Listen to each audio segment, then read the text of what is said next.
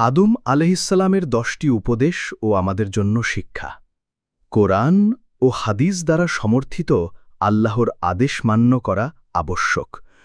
দলিল: তোমরা এই গাছের নিকটবর্তী হইও না, নতুবা তোমরা জালিমদের অন্তর্ভুক্ত হয়ে পড়বে।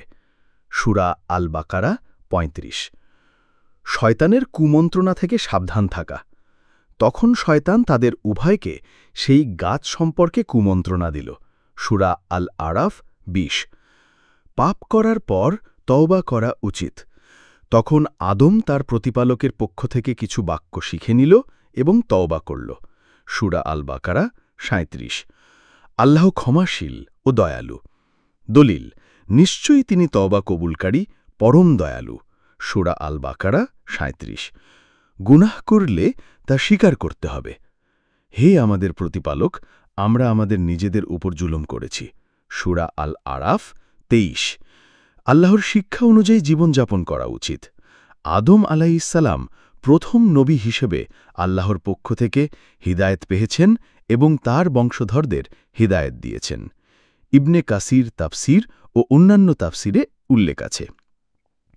রিজিক হালালভাবে গ্রহণ করা।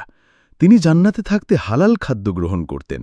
হারাম কিছু স্পর্শ করার পরেই বিপদ আসে।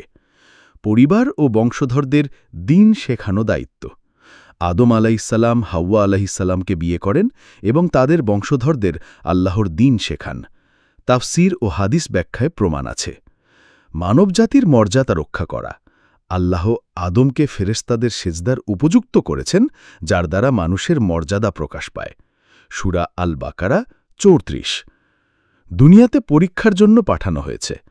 তোমরা সবাই দুনিয়ায় নেমে যাও, তারপর সেখানেই জীবনযাপন করবে এবং সেখান থেকেই উঠানো হবে। সূরা আল আরাফ ২৫-২৪।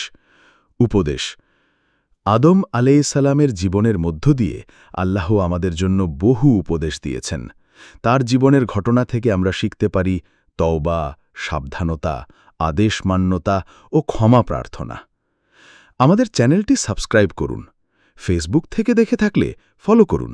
ভিডিওটি শেয়ার করুন। সত্যের বার্তা ছড়িয়ে দিন। ইসলাম জানুন, ইসলাম মানুন।